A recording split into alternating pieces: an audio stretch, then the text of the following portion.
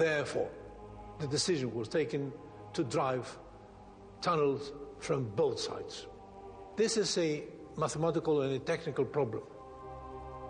Como os engenheiros da atualidade fizeram sob o Canal da Mancha, Eupalinos cavou túneis dos dois lados da montanha para que se encontrassem no meio. Para tanto, teria de se certificar que cada túnel começasse na mesma altura nos lados opostos da montanha. Os túneis também tinham que coincidir no plano horizontal. Caso contrário, eles passariam um ao lado do outro como navios na noite. Sem equipamento sofisticado de exame topográfico, era um notável desafio de engenharia. A teoria envolvia uma caminhada curta em torno de uma grande montanha. Simulando um caminho da fonte para a cidade em curtas linhas perpendiculares, Eupalinos podia medir cada pequena extensão para calcular dois lados de um triângulo retângulo. Com dois lados do triângulo conhecidos, a hipotenusa era o caminho do túnel através da montanha. O que tornava esse prodigioso feito de engenharia ainda mais impressionante é que envolvia não só um túnel, mas dois. O túnel principal foi cavado a uma altura e largura de cerca de 2 por 2 metros, para ser usado apenas como espaço de trabalho para cavar um segundo túnel adjacente e abaixo do principal e que serviria como aqueduto. O túnel de trabalho foi cavado em terreno plano e o do aqueduto na lateral e abaixo daquele. Esse segundo túnel precisava ter um leve declive que permitisse o fluxo suave da água em direção à cidade. O risco de vida era permanente naquelas escuras e perigosas entranhas da montanha.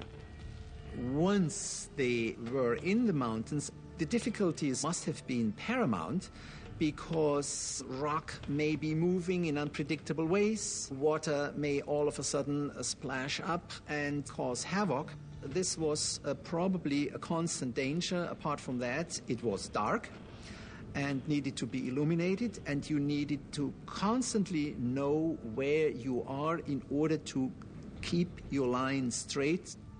Após pequenos ajustes, as duas equipes se encontraram na metade do caminho, quase que exatamente onde Eupalinos originalmente determinara. Os pisos dos dois túneis se conectaram com apenas 60 centímetros de diferença. Uma discrepância de menos de 1% do comprimento de 1.066 metros do túnel. Esse impressionante feito de engenharia pode ter sido o momento luminoso do reinado de Polícrates. Mas sua sorte política não seria tão brilhante. The Persian governor on the coast of Asia Minor decided that degree of autonomy that Polycrates enjoyed was unsuitable to the development of Persian power, and he was arrested and brutally tortured and crucified. Polícrates foi apenas um entre muitos tiranos que governaram as cidades-estados da Grécia Antiga entre 800 e 500 a.C. O poder de poucos sobre muitos era a única forma de governo que os humanos conheciam. Mas isto estava prestes a mudar. A cidade-estado de Atenas mudaria o curso da história. O líder visionário que faria isso acontecer se chamava Péricles. Seu legado seria um monumento eterno da Acrópole ateniense que se ergueu acima das nuvens. Um impressionante exemplo de precisão de engenharia chamado Partenon. Em 480 a.C., quando Temístocles derrotou os persas na Batalha de Salamis, ele salvou não só Atenas, mas também sua jovem democracia que nascera há 25 anos.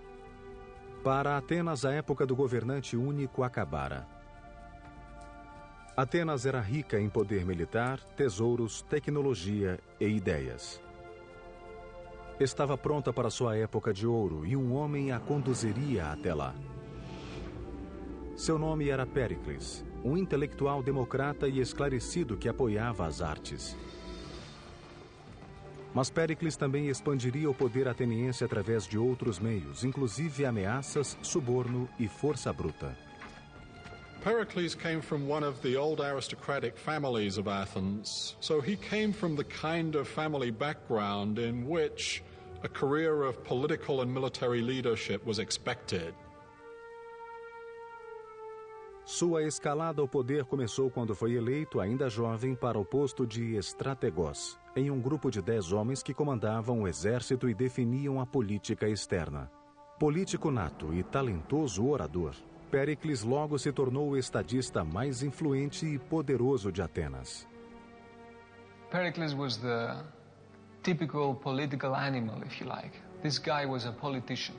He was able to speak and convince. He was completely dedicated to what he did.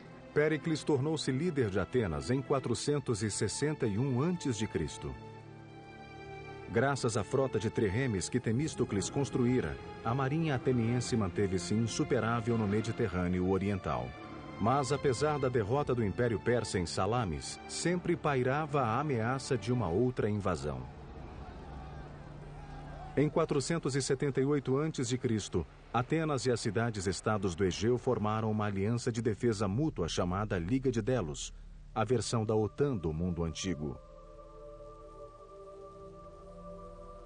By 450 BC, Athens has become the undisputed leader of the Delian League, which is nothing more than a money faucet for the city-state.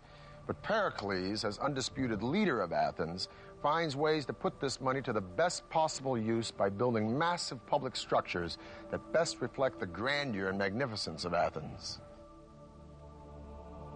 Now, legend has it that Poseidon, god of the sea, and Athena, goddess of wisdom, each came to the Acropolis to compete for the patronage of the city, the outcome to be decided by the inhabitants. Poseidon struck the ground with his trident, and up popped a spring. Athena struck the ground with her spear, and up came an olive tree, which not only suggested sustenance for the Greeks, but a possible outlet for a commercial venue.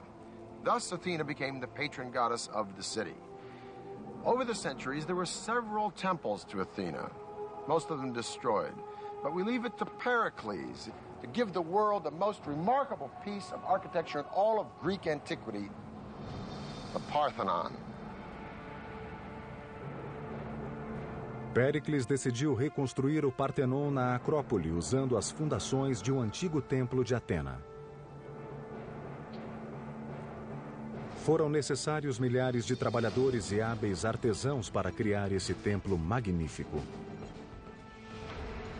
Custou mais do que qualquer outra edificação projetada pelos gregos, 30 milhões de dracmas, o equivalente a bilhões de dólares. That's an amazing amount, but keep in mind that was a huge state enterprise. A construção do gigantesco projeto começou em 447 a.C. O Partenon deveria ter 2/3 de um campo de futebol. Suas dimensões externas, 70 metros de comprimento por 31 de largura. O primeiro desafio foi retirar o mármore de uma pedreira na montanha a 16 quilômetros. Ao todo, seriam necessárias 30.000 toneladas da delicada pedra branca. Na pedreira, os trabalhadores usavam as fendas naturais para retirar da montanha blocos gigantescos de mármore. The first step is to locate these cracks and calculate if this piece of marble is sufficient for my specific purpose. The second step is to put within these cracks both horizontal cracks and vertical cracks, wedges, iron wedges. Why? Because an enormous energy was given by hammering all these wedges simultaneously, so that the brittleness of the material makes further cracking. Com os blocos gigantes prontos, grupos de homens usavam alavancas, cordas e roldanas para manobrar o mármore e prepará-la para o transporte até a Acrópole. Acidentes eram frequentes. There was an enormous risk that this big block would slide further on, killing people underneath. Cortar e transportar o mármore da montanha foi apenas metade da batalha na construção do Partenon. Os engenheiros agora tinham que responder à questão: como levantar aqueles monstros de mármore de 10 toneladas e erigir o maior templo que o mundo já vira? Julho de 447 a.C. A construção de um magnífico templo começou na Acrópole ateniense.